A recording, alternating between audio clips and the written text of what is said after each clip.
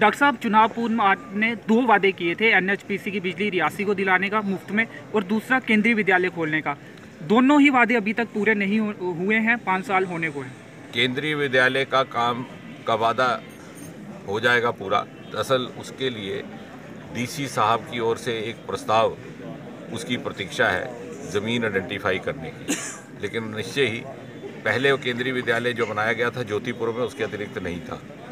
और 5 साल होने को है और वादे पूरे नहीं हुए, इस शब्दावली का थोड़ा सा बदल करके अगर उपयोग किया जाए तो मैं यही कहूँगा, मैं यही कहूँगा कि 65 वर्ष में जिन्होंने नहीं खोला उनसे भी ये प्रश्न करना चाहिए कि जितने कार्य हुए हैं वो पहले क्यों नहीं हो सकते थे। और इसलिए ज्योतिपुरम के केंद्रीय विद्यालय को लेकर के सारी सरकारें, सब सांसद ये कहते रहे कि प्रत्येक ज़िले में केवल एक केंद्रीय विद्यालय हो सकता है। ये हम ही ने आपको समझाया कि ज्योतिपुरम का केंद्रीय विद्यालय सलाल प्रोजेक्ट के खाते में था, ये अलग हो सकता है। ये पहल भी हमारी तरफ से हुई है और निश्चय ही आज भी हम इस कार्यक्रम के बाद डीसी साहब के साथ बैठने वाले हैं और उनको हमने आग्रह किया कि उसकी कागजी कार्रवाई जल्दी। सर, कटरा में खुलेगा या रियासी में खुलेगा? जनता कंफ्यूजन में है क्योंकि दोनों ही स्थानों पे जगह का चिन्हित किया। अब क्या है कि दोनों तरफ से मांग है, लेकिन एक समय में तो एक ही जगह खुलेगा, उसका मिल बैठ करके जैसे भी होगा। कटरा में कॉलेज आ गया, उसका आपने जिक्र नहीं किया। सर, में कॉलेज आ गया, उसका जिक्र। और एनएचपीसी की बिजली का एक वादा, एनएचपीसी की बिजली का भी मीडिया मित्रों से हम अपेक्षा करते हैं अध्ययन करें, शोध करें। ये गलती, ये प्रायश्चित हमारे जिम्मे आया है कांग्रेस के पापों का। सलाल प्रोजेक्ट जब निर्माणित हुआ था, शायद आपको याद हो कि ना हो, एमओयू में इसका जिक्र नहीं था कि स्थानीय लोग। उस समय यहाँ सरकार किसकी थी? स्टेट और केंद्र में राज्य की कांग्रेस की सरकार। यहाँ कौन थे मुख्यमंत्री? सर, लेकिन वादा आपने किया था, तब आपने सुन लीजिए, वादा कर दिया आप था। बात तो सुन लीजिए। आप जितनी बात आपको मालूम है उसमें इजाफा ही होगा। यहाँ पर पहले जीएम सादिक थे मुख्यमंत्री, फिर मीर कासिम थे, केंद्र में इंदिरा गांधी थी। उस समय एमओयू गलत किया गया और ये विडंबना पैदा हुई। जब मैं यहाँ प्रभारी भी था तो रोज़ हम जिक्र करते थे कि ये पहले तय हुआ जाना चाहिए था, क्योंकि अब उसको एमओयू को रिवर्स करने में दिक्कत आ रही है।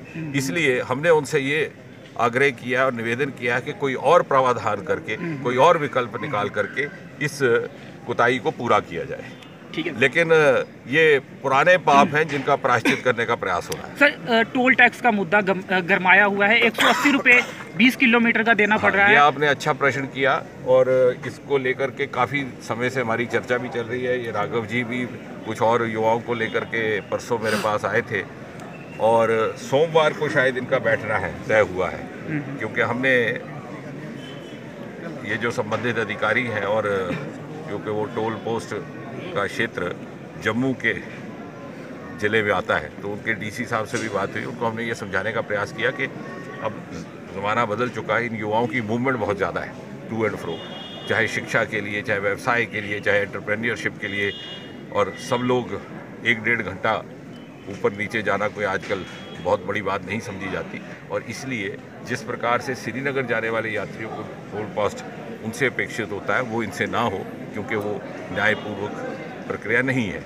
डीसी साहब ने कहा है कि मैं इसका प्रस्ताव बनाऊंगा और मैंने उसमें एक और बात भी जोड़ी है जो आपने नहीं मुझे सुझाई, कि विद्यार्थियों के लिए, छात्रों के लिए विशेषकर और एक्स्ट्रा कंसेशन का भी कुछ प्रावधान हो, क्योंकि जो लोग युवा व्यवसाय के साधन से जाते हैं वो तो व्यवसाय में 2 पैसे कोई सामान बेचते हुए एक्स्ट्रा भी चार्ज कर लेंगे, लेकिन छात्रों को इसकी काफ़ी दिक्कत रहती है। मुझे विश्वास है कि इसका समाधान निकल आएगा। ये मेरे ध्यान में कुछ ही दिन पहले आया और इन बच्चों को श्रेय जाता है, इन्होंने उसका उल्लेख किया। कल ही इसकी बैठक होगी, उसके बाद हम सिलसिलेवार ढंग से इसका समाधान निकालेंगे।